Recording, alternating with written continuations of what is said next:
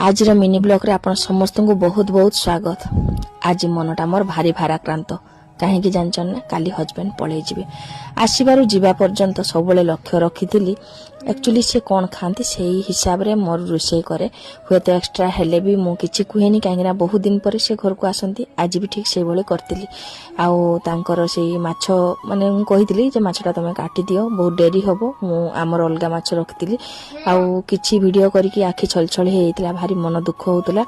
काली कि मु बहुत मिस करी एई टाइम रे हुए तो मुझे भावुली जहाँ भी हो तांको पसंद माछटा आनिक रांधिदेली कहीं सी एक्चुअली देसी माछ खाइबा पसंद करती तो से आज किसी भी न भाविकी आज कौन सबुदिन सब कौन खाती सकाଳେ केमती के जिनस खाइबा पसंद करती दी पर कौन खाइबा पसंद करती आज की प्राय 1.5 मास रहिले एटा फास्ट टाइम से अनेक दिन रही सेटा लक्ष्य करके सब काम हुए तो मन भितर जेते कष्ट थिले भी आम भली भौणी मैंने जे मानकर हजबैंड बाहर रहती से ही केवल ये जिनटा बुझीपारे एक्चुअली कष्ट केते हुए आ मोर एतिकी बेसी हुए जे कुमकुम रही गुनगुन ये छुआ मान को लेकिन मुझे एका घर करवा जेटा कि मुझे स्वप्न भी भाभी नी जे जिनस मु स्वप्न भाविनी से जिनस मो आखि आगे भासी जाए और से सब कम मत करने हुए भारी कष्ट हुए मन भितर जंत्रणा छातीटा पूरा एत जंत्रणा हो से भितर सी जे भावुची जे पलि जीवे काली एत बेलू बाहर थी सब जिन रेडी करी एठी थिले सब जिनस मु मन करदे एटा खाइचना मेडिसिन खाइचना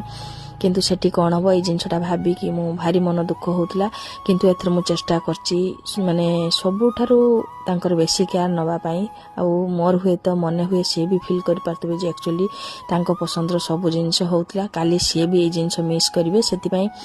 आज जिते बड़े माछ मत मिलला देसी माछ मु आणुली भावुली ना आज आउ गोटे दिन सेटा कहीं ये करी तो से भाया भाविकी मु आज माछटा रखी आ रांधुची बेले मन भी मोर भारी दुख होची तो कौन करवा ता भितर कुमकुम काम केठी ना केठी एते कष्ट भितर कुमकुम काम करवा आज मते बेसी कष्ट होची मन कथा आपण मानकु शेयर करदेले मन हल्का हो जाए एटा आपण माने भी जानचंती किंतु आज एते कष्ट होची मु जानेनी माने एबे टिके समय पाइची तथापि मु माने मन भितर कष्ट चापी कि मो हजबैंड सांगरे टिके बसी कि मजा मजा कथा कहतली ए समय होय तो मु बहुत मिस करबी मु कहली तम सांगरे किछि मु वीडियो कर रखी काली किंतु एते बेले ए वीडियोटा आउ थिबनी काली आमे व्यस्त होतबा समस्त बाहरतबा तुमको छाड़ीबा पई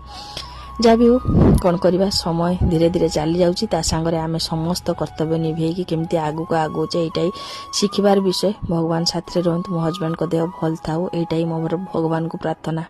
रखुची पुणी देखा नेक्स्ट ब्लॉग रे।